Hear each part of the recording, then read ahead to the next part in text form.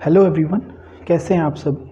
Vector calculus से GIC 2017 में 10 question पूछे गए थे और मैंने एक कंप्लीट प्लेलिस्ट बनाई है और उसमें जितने भी टॉपिक्स हैं वो सारे मैंने क्लियर करा दिए हैं। अगर आप सीक्वेंस वाइज उस पूरे वीडियोस को देख लेंगे तो आपको किसी भी बुक से पढ़ने की ज़रूरत नहीं है। आप 10 के 10 जो क्वेश्चन आए थे वो मैं ऑलरेडी करा चुका हूँ। अगर फिर से आएंगे 8 से 10 क्वेश्चन फिर से संभावनाएँ हैं जो आएंगे, ठीक है, तो आप सबके सभी क्वेश्चंस को ईजिली सॉल्व कर लेंगे, ठीक है।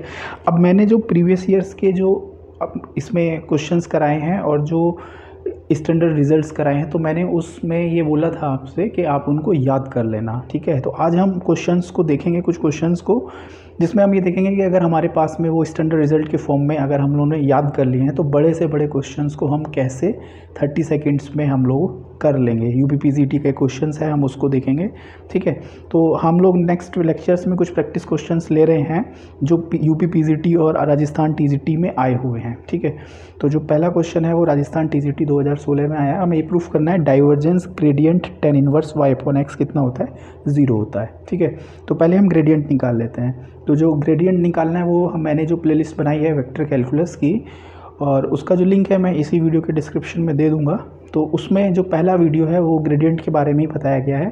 किसी भी फंक्शन है, ये आपका फंक्शन है, इसका अगर हमें ग्रेडियंट निकालना है तो ये होगा इसका differentiation partially with respect to x i plus differentiation partially with respect to y j plus differentiation of with respect to z के, ठीक है। अब देखिए ये फंक्शन जो है वो y और x का है, तो इसका डिफरेंशिएशन z के रिस्पेक्ट में तो 0 हो जाएगा, तो ये वाली पूरी वाली टर्म 0 आ जाएगी, इसको तो हम छोड़ देंगे।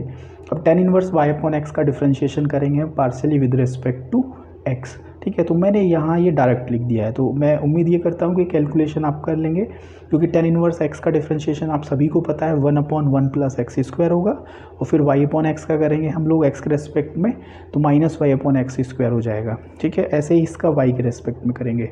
तो मैं ये उम्मीद करता हूँ कि डिफरेंशिएशन तो आप लोग कर लेंगे, ठीक है। अब हमारे पास में ये आ गया ग्रेडियंट tan इनवर्स y/x ये आएगा, ठीक है। अब हमें निकालना है डाइवर्जेंस, तो इसमें दोनों यूज़ हो रहे हैं, ग्रेडियंट और डाइवर्जेंस। तो डाइवर्जेंस के बारे में मैंने लेक्चर नंबर 2 में बताया है वेक्टर कैलकुलस की जो प्लेलिस्ट बनाई है। तो डाइवर्जेंस कैसे निकालते हैं हम? डाइवर्जेंस निकालते हैं इस तरह से, जो आई का जो कोफिशिएंट है, एक कंपोनेंट है, उसका हम पार्शियली डिफरेंशिएशन करेंगे with respect to x plus j के कंपोनेंट का partially differentiation with respect to y plus आगे फिर z का, तो z तो इसमें है नहीं, 0 है तो वो 0 हो जाएगा, ठीक है। तो मैंने उसको नहीं लिया है।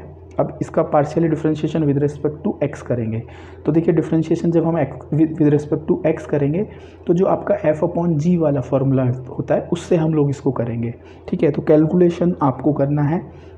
हम जब इसका डिफरेंशिएशन करेंगे तो हमारे पास में ये आ जाएगा, और इसका y के रिस्पेक्ट में डिफरेंशिएशन करेंगे तो ये आ जाएगा, ठीक है।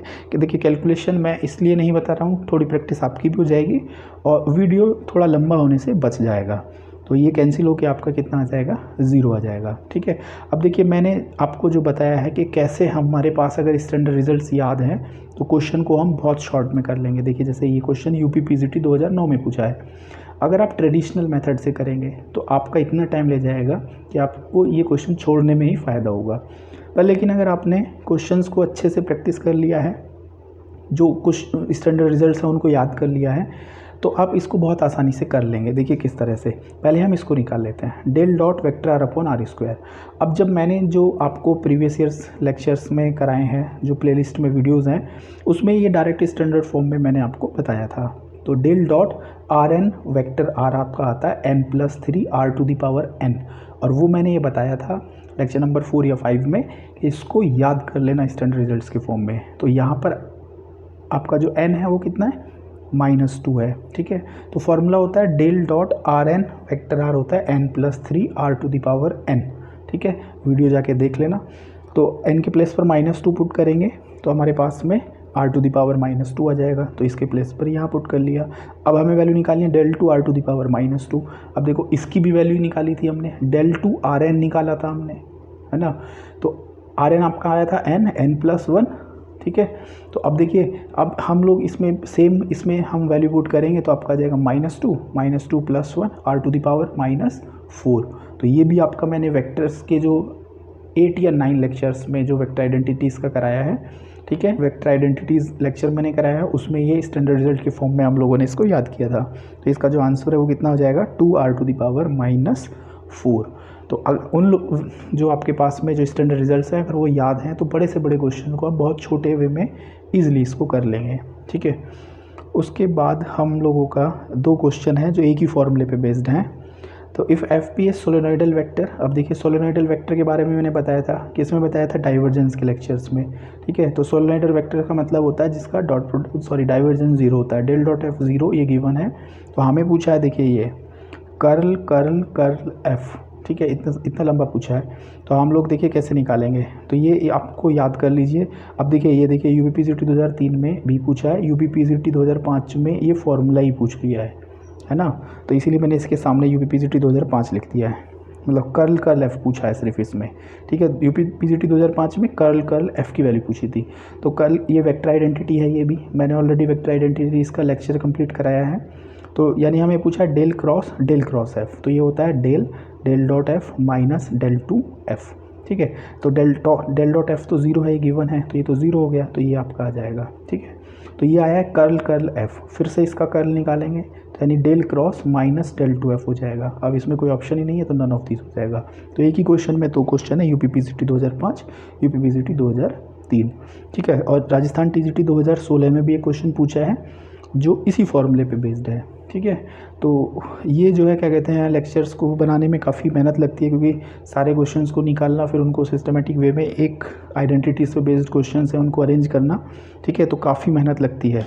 तो इसलिए अगर आपको अच्छा लगता है ये तो आप इसको लाइक कर देना, शेयर कर देना, सब्सक्राइब कर देना, ये रिक्वेस्ट है मेरी, ठीक है। तो राजस्थान टीजीटी 2016 में जो क्वेश्चन था वो क्या था, if F is a vector point function, F कोई वेक्टर पॉइंट फंक्शन है, ठीक है, तो देन ग्रेडियंट डाइवर्जेंस एफ पूछा था। ये 4 ऑप्शन गिवन थे, फॉर्मूला ही पूछा था देखिए। तो देखिए जस्ट हमें पता है यहाँ कर्ल कर्ल एफ गिवन है, सब कर्ल कर्ल एफ गिवन है, यहाँ भी कर्ल कर्ल एफ गिवन है, तो यानी कि हम कर्ल कर्ल एफ वाला फॉर्मूला यूज़ कर रहे हैं, तो जो अभी हमने ऊपर लिखा है। तो डेल क्रॉस एफ अगर हम लोग लिखते हैं तो ये कितना होता है, del dot f minus del two f, जो हम लोगों ने ऑलरेडी ऊपर लिखा है। तो यहाँ से डेल डॉट एफ अगर मैं निकालता हूँ, सॉरी, ठीक है, तो डेल क्रॉस एफ, तो del dot f minus del two F. तो यहाँ से मैं जो डेल डॉट एफ निकालता हूँ ये क्वांटिटी, तो ये इधर चला जाएगा तो ये आ जाएगा। तो देखिए डेल डॉट एफ क्या होता है, डाइवर्जेंस, डेल क्या होता है, ग्रेडियंट, तो ग्रेडियंट डाइवर्जेंस एफ, इसकी वैल्यू कितनी आ रही है, डेल क्रॉस एफ, यानी curl curl F plus del two F. तो curl curl F plus del two F मतलब ऑप्शन बी करेक्ट हो जाएगा, ठीक है।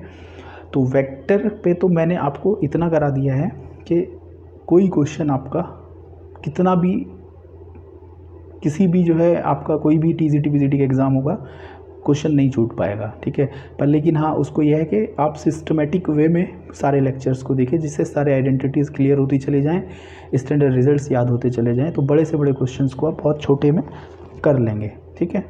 तो अब अगर आपको ये अच्छा लगा हो तो लाइक कर देना, शेयर कर देना, सब्सक्राइब कर देना, अच्छे से पढ़ते रहना। यूपीपीएससी जीआईसी का जो पेपर है वो अगस्त सितंबर तक जाएगा, तो काफ़ी टाइम मिल गया है आपको। तो पूरे सिलेबस को फिर से एक बार रिवाइज़ कर लीजिए और मुझसे जितनी हेल्प होगी उतनी मैं भी करूँगा आप लोगों की। Thank you.